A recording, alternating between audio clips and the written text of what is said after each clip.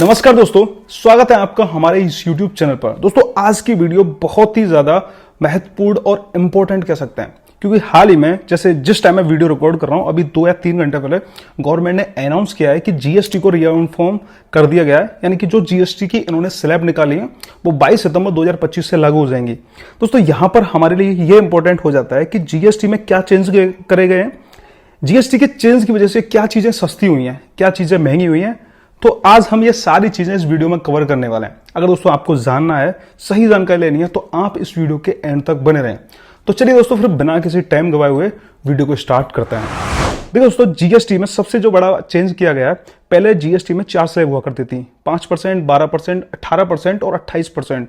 अब दोस्तों उन स्लैब्स में से 2 स्लैब्स हैं, उनको रिमूव कर दिया गया है। केवल 2 स्लैब्स रखी गई हैं, 5% और 18%। हालांकि एक तीसरी स्लैब्स भी है जो 40% कैटेगरी के अंदर कुछ चीजें आएंगी, जैसे कि हाई लग्जरी आइटम्स हो सकते हैं, आपकी नशे की, एल्कोहल, ये सारी चीजें 40% स्लैब के अंडर काउंट होंगी।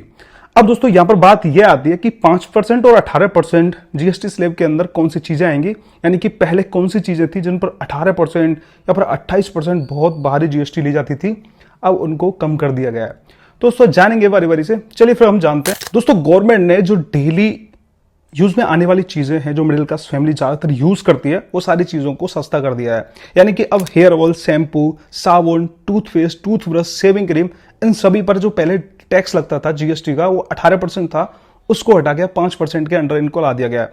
वहीं दूसरी कैटेगरी जैसे कि मक्खन, घी, चीज, पैक्ड नमकीन, भुजिया, बर्तन, ये सभी 12% से घटाकर 5%, और बच्चों का सामान जैसे फीडिंग बोतल, नैपकिन, क्लिनिकल डायपर, ये 12% से 5% पर ला दिए हैं। और सिलाई मशीन व उसके पार्ट्स जितने भी आते हैं, अब वो 12% स्लैब से घट के 5% पर रह जाएंगे।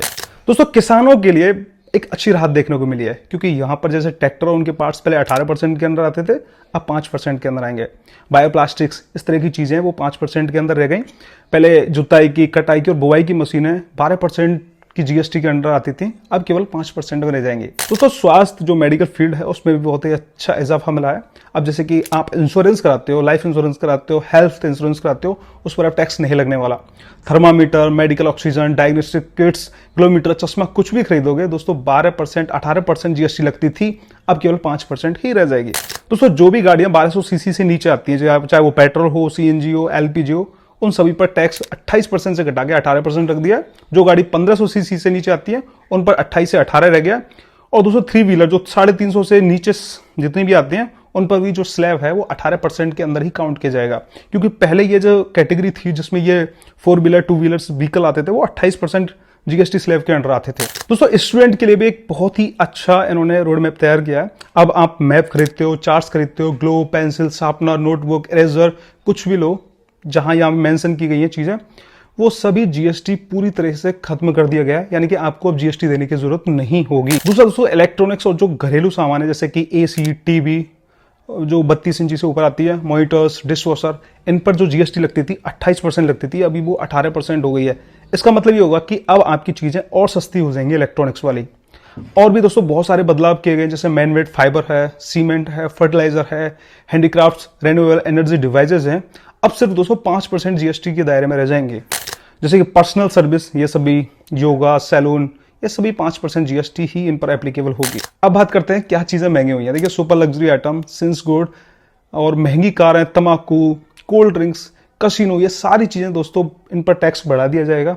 अब जो जीएसटी पहले कुछ और लगती थी, अभी 40% की कैटेगरी में आ जाएंगे। तो दोस्तों कहने का मतलब सीधा साधा है कि गवर्नमेंट ने हेल्थ में, एजुकेशन में और रोजमर्रा की जो चीजें हैं, किसानों के लिए काफी हद तक छूटें दी हैं, जो बहुत ही अच्छी हैं। हालांकि आपको देखने को मिलेगी।